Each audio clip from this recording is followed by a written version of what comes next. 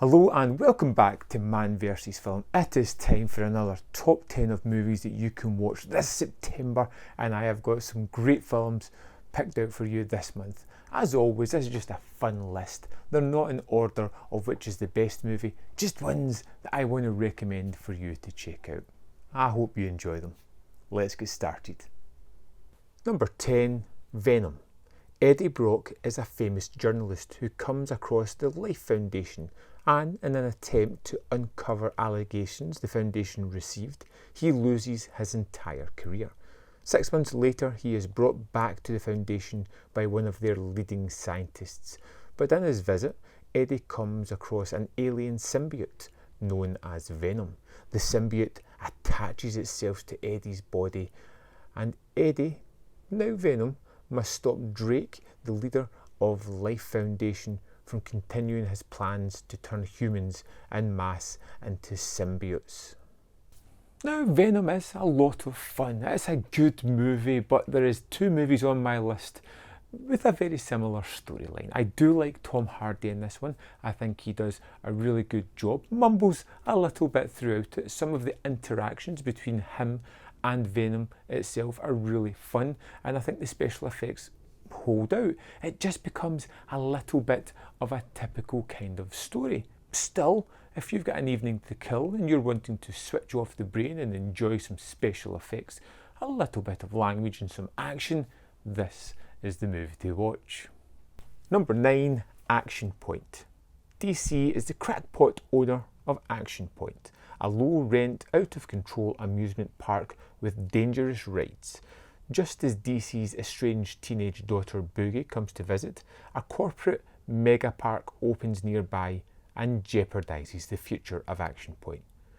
Comprising of much of the Jackass crew, this is a loosely based story to try and include some physical harm to these people yet again. But it's kind of fun watching that. It's kind of good knowing that you can go into this movie and expect extreme silliness, to expect a plot that doesn't really matter, and just be on the lookout for people doing stupid stuff and being reprimanded because of that. It has some fun moments actually with Johnny Knoxville and his daughter's character, and it has some endearing moments with some of the other characters. It's alright, it's not a great movie, but again, if you want to switch off the brain, this is the kind of thing that I tend to go to as a palate cleanser before going on to some more serious stuff. Number 8, The Sleepover. When 2 siblings discover their seemingly normal mum is a former thief in witness protection who has been forced to pull one last job, they team up to rescue her over the course of an action-packed night. There is something deeply familiar about The Sleepover. I can't quite put my finger on it, but it feels very familiar to lots of other kind of movies. We get this group of 4 kids who discover that their parents, or one of them, is a master thief who is, with that typical trope, forced into one last job. But it's kind of charming in the way it goes about it. It offers some good action, some really fun comedic moments, and it's again another just throwaway movie. If you're looking for something fun to watch with the family, I think this kind of ticks that box. Not too serious and just kind of light entertainment. Number 7, Faster.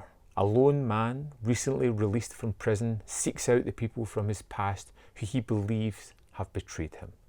While he forces each to atone for their sins, he must also face what meting out vengeance will do to his soul. Meanwhile, he's not the only one looking to settle old scores. Hired by the man responsible for the events which led to him in prison, an eccentric contract killer follows his every move.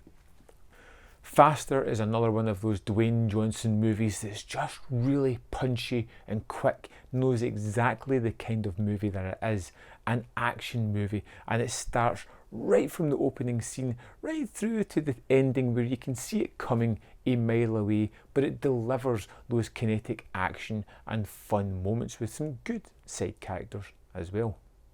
Number 6, The Big Short. In 2008, Wall Street guru Michael Burry realises that a number of subprime home loans are in danger of defaulting. Burry bets against the housing market by throwing more than $1 billion of his investors' money into credit default swaps.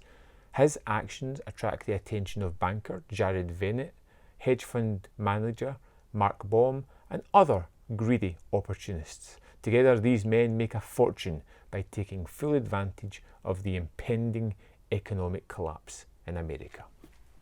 The more I watch The Big Short, the more I am certain it is a masterpiece of this century. It has wonderful performances. It has a great deal of pertinent commentary on the events that happened and their reoccurring nature, and it's incredibly endearing and funny and thoughtful. Amazing performances all round. Terrific movie, well directed and edited and put together, and is one that I could endlessly rewatch. So we're halfway through the list. I just wanted to pop in and say thanks for checking out this. If you like this video, hit the like button, maybe subscribe, or if you're feeling super supportive, I have just rejigged all my Patreon where you can go on there and support me for $1, pound or euro. Just as little as that would make a great difference to this channel.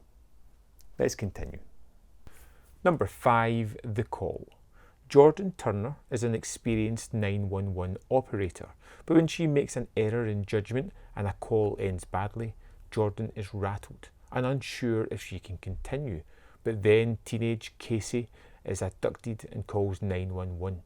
Jordan is the one called upon to make use of all her experience, insights and quick thinking to try and help Casey escape and also make sure that the man is brought to justice.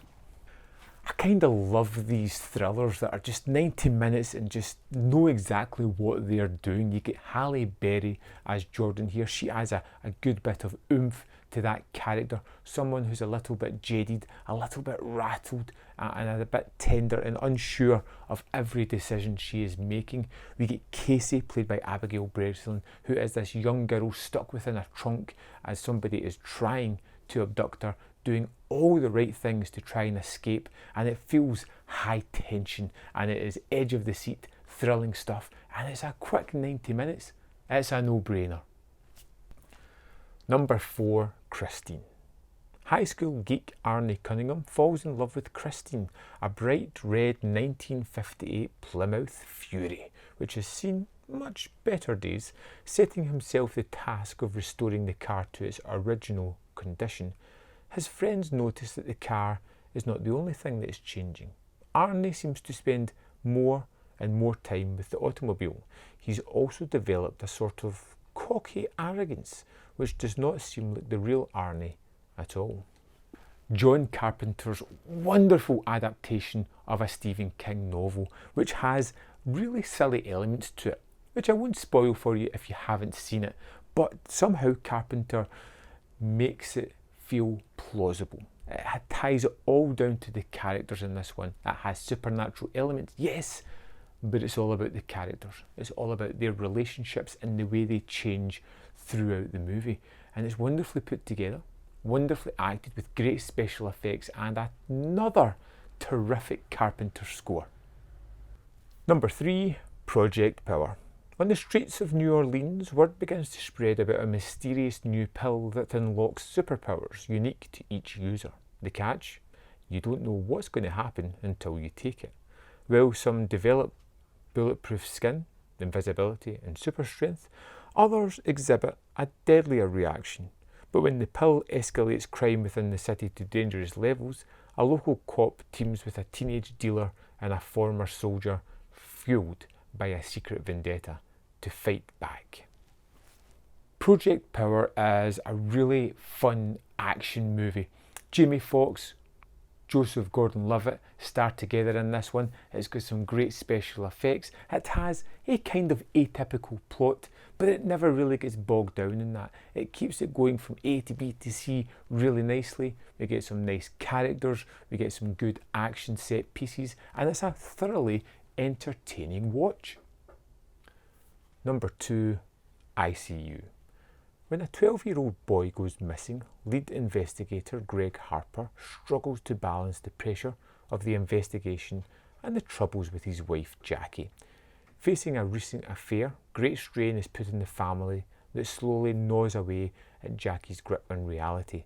But after a malicious presence manifests itself in their home and puts their son Connor in mortal danger, the cold, hard truth about the evil in the Harper household is finally uncovered.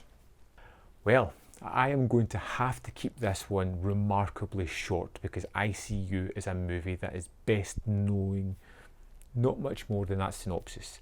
You're better not reading up anything about it.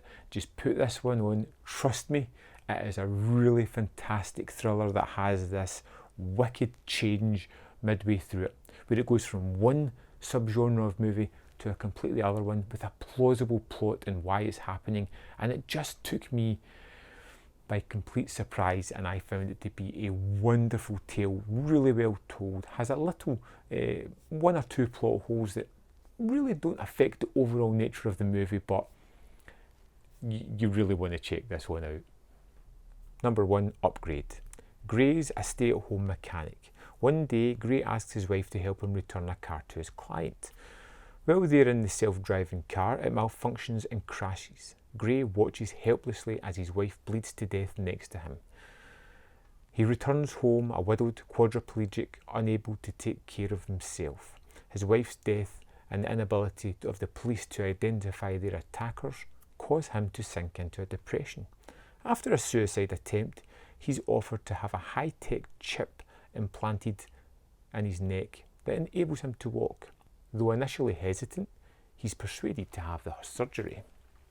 This is the counterpoint to Venom. This is the really good adaptation of that story, directed by Lee Whannell, and it has all these wonderful, amazing conversations between the chip and the main character. A little bit like Venom, has these unbelievably terrific action set pieces, and it really delivers on the twist in this one. This is an exciting, edge of the seat, absolutely fantastic movie that should have been a huge hit and somehow never quite made it, which is a real shame. It's here on Netflix, and I think it is a must-watch this month. So there we have it. 10 fantastic movies for you to check out this month. I hope you find at least something there that you really want to watch, and I hope you enjoy it. I'd love to know your thoughts on the movies anyway, and if there's anything I've missed off my list, of course, let me know in that comment box below, and I will see you next time on Man vs. Film.